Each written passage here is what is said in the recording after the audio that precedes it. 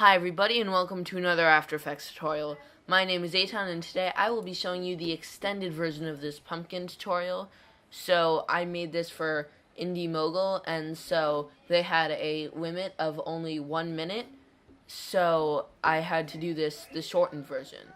But I'm going to show you the extended version, just really going a little more in depth about all this stuff. So here's the effect.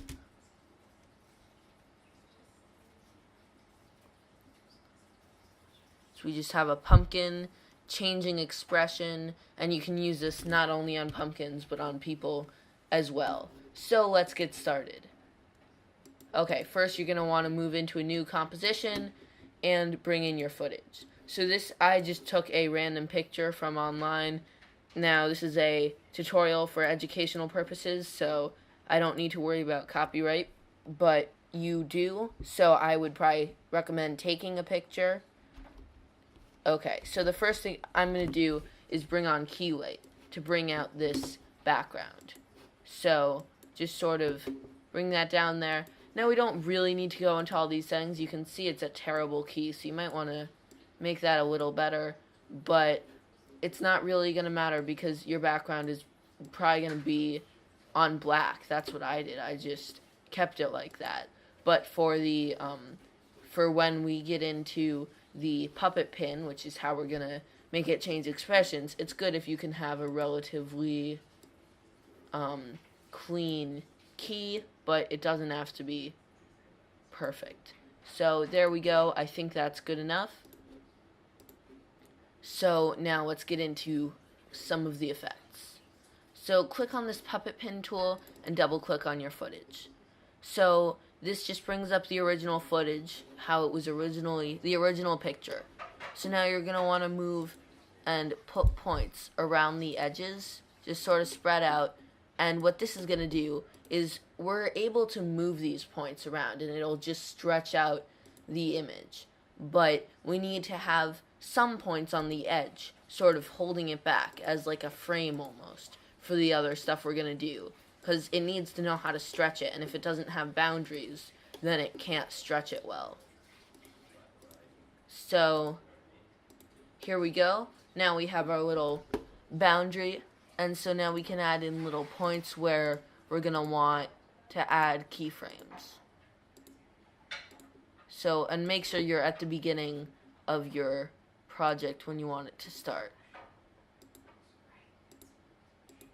I'll actually put it up there. There we go. So that's looking pretty good, and I'll probably add a few just down here as sort of like boundaries, and we can move those also. Then some around the nose, the eye.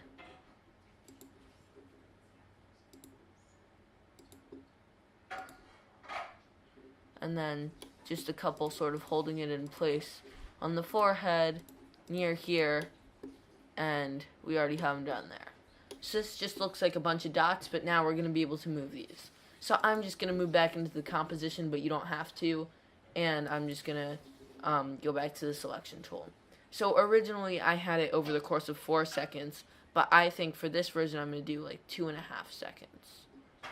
I think that's going to be a little more dramatic. So it's starting all nice, well not nice, but nice-ish. And then we're just going to make it super ugly and whatnot. Whatever you think your pumpkin should look like. It's easy to make some very evil-looking effects with this. So, just sort of maybe bring these down, bring the eyes out a little. Really defines them. And if you want to bring the nose in, you can do that. Just whatever you want to change it. You can even bring some of these out a little and just make the whole thing a little bigger. Some of your boundaries. So really all this is doing is stretching the image, and it's basically calculating the area between the different points and how it's going to interact.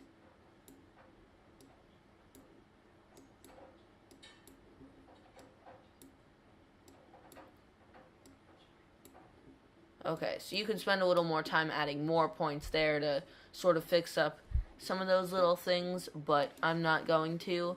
So I think we have ourselves a nice little effect here, but it needs some more. You know, this isn't just gonna be good enough just like this. It needs a little extra flair. So I'm gonna just hit N to end the composition right there. And so now I'm gonna add on a curves adjustment.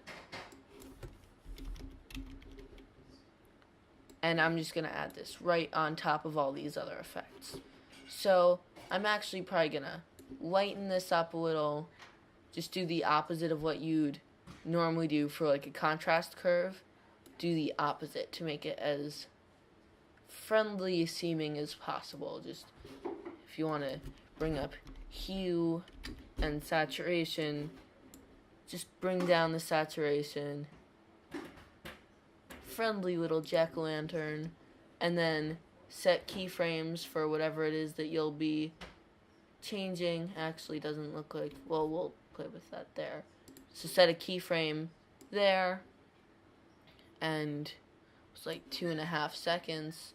So now we're not going to be changing that, but we'll be adding a lot of color correction. Add maybe red in the top and drop it so it's like green in the bottom, and boost the greens just all around. We have ourselves a pretty nice horrid looking pumpkin. So now we can add on a glow.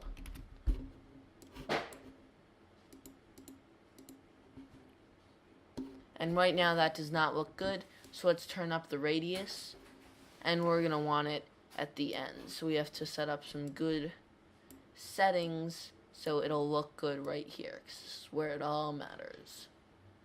So I think that looks good and menacing. If you want to change this color to like a red, both colors to red, you can also play with some of the different modes here. There we go, I like that. So let's just keyframe the radius and intensity. So to here, we'll just put them both at 0, and then it just sort of boom. But you could, if you wanted to tweak it, add some more effects. Okay, and so now we have our face changing pumpkin. So now just one last thing, but this is actually a really cool effect that you'll be able to use on a lot of different things that I could have, if I wanted, made a whole separate tutorial for this, but I'm just gonna add it in, and that is the RGB split. Yes, the famous RGB split. You may be wondering what the RGB split is, so I'm about to show you. So we're gonna want 3 copies of this. So Control D 3 times just to duplicate it, and that's good. So now search for channel blur. Here we go. And there are a number of ways to do this, so I'm just going to do it this way. It's the easiest way, in my opinion, to do the RGB split. So in each of these, we're going to set one of these. Out of the RG and B alpha, we don't want blurry because that's how transparent it is. That's not going to matter to us because it's not transparent. It's a solid pumpkin. So set the red blurriness to 3000. And I'm actually just going to copy this amount. Now, I'm going to want to do the same thing here. Wait, did I already put that on? Yes, I already put that down. So just set to 3 and set that 3000. There we go. And you may be thinking, what is this? Nothing's happening. Be patient. So you're going to want to change the mode to add. Now you may be realizing that your glow is a little much when you do this, so I might turn it off on a few of them.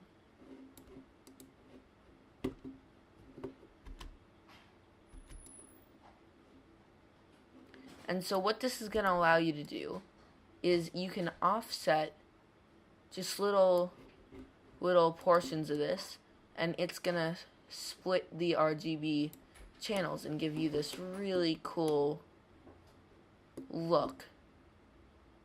It's looks very professional.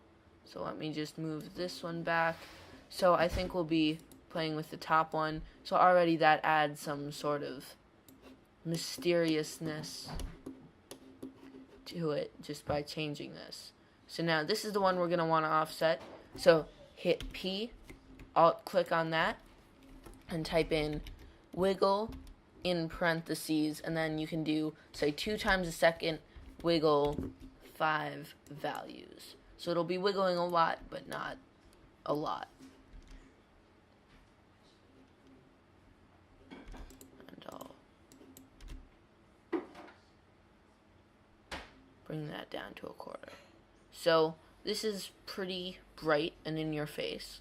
So I'm just going to add an adjustment layer with exposure. Here we go. And just bring that down a little.